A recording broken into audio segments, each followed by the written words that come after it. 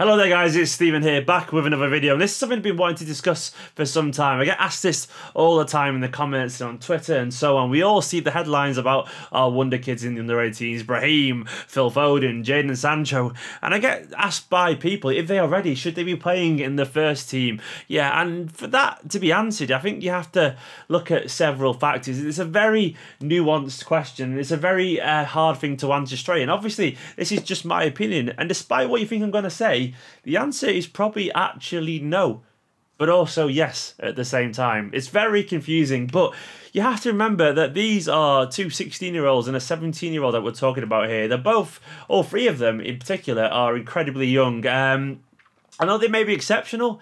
I still don't think they are ready for week in, week out first team football. They have growing to do. Brahim in particular, Phil Foden, they're still very slight players. They're getting stronger, you can physically see it, but they aren't ready yet at the peak of their physical development. Sancho is a little bit bigger, but I'm almost certain he'd probably still be tested by a wily fullback who'd probably be able to physically bully him into submission a little bit. But does that mean I think they shouldn't be playing at all? No, definitely not. I think they definitely do have the ability to come on and maybe make the odd impact here and then. I don't suspect it's happening anytime soon, and I am fine with that. I think in general, though, as a principle, rewarding a young, talented player who's doing a lot of very good things for the academy teams with a glimpse of first-team football as an incentive, as something to kind of get their taste buds going, as something for them to aim for, I think that's a good idea. And I know people have been frustrated with Pep's use of the youngsters so far, and I was too personally.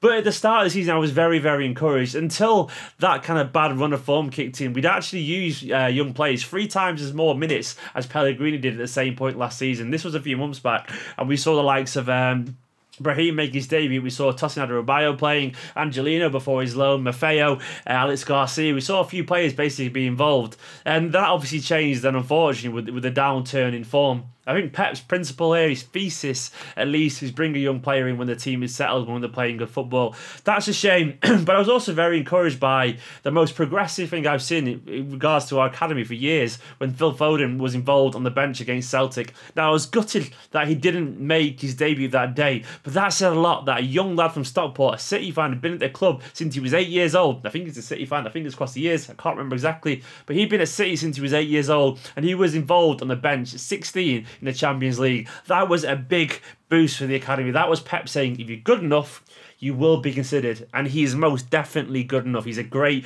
young footballer, loads of learning to do, but he definitely deserved that place given his performances in the under-18s. An under-18s team that is unbeaten and on the way to a 3rd consecutive FA Youth Cup final. Fingers crossed they beat Stoke, is it? Stoke or Preston in the semi-finals. But yeah, are they ready yet? They're probably not ready yet. I think they are definitely ready maybe for a taste of first team football. If that happens now, great. If it happens in a year's time, that's probably just about okay as well, because they are incredibly young. But at some point you do have to give these players a taste of what they could expect. You have to give them another incentive, because if you become too good for academy football, then you need something else to kind of help push you along, and that's what all young players should get when they're performing at the level that they are.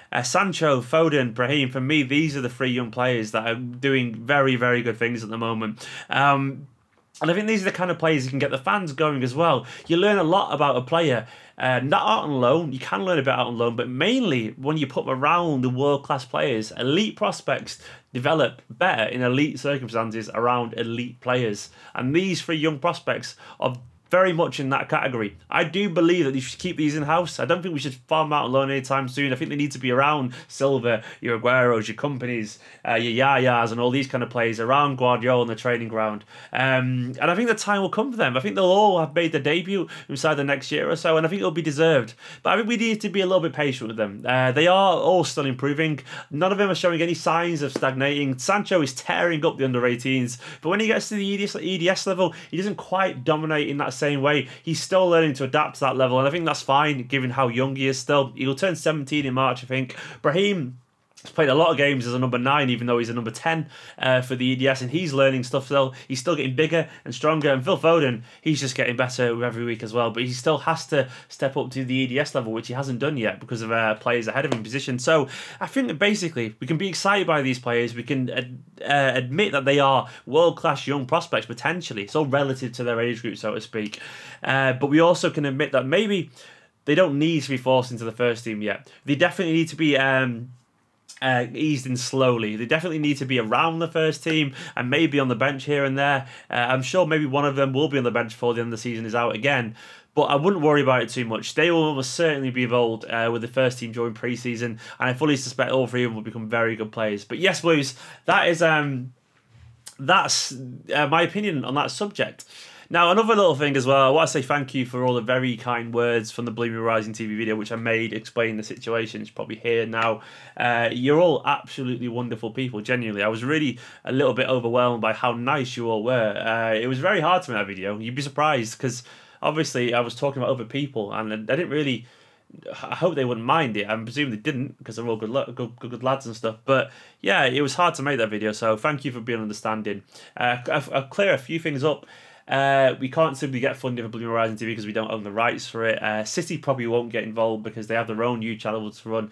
And I don't see why they'd fund fans to be honest about the club in terms of negative views. I don't blame City, and City's YouTube channel is brilliant, so that's probably not going to happen. And personally, I don't want to start another fan channel. A lot of people have asked me that. That's just not really me. I want to do this channel. But yeah, for now, I hope that everything was clear in the Blue Horizon TV thing. So, guys, thank you very much for watching. And get down to an under-18s game or an EDS game. I promise you, it's a lot of fun. I'm normally sat there freezing my arse off with good reason. Anyway, guys, see you later.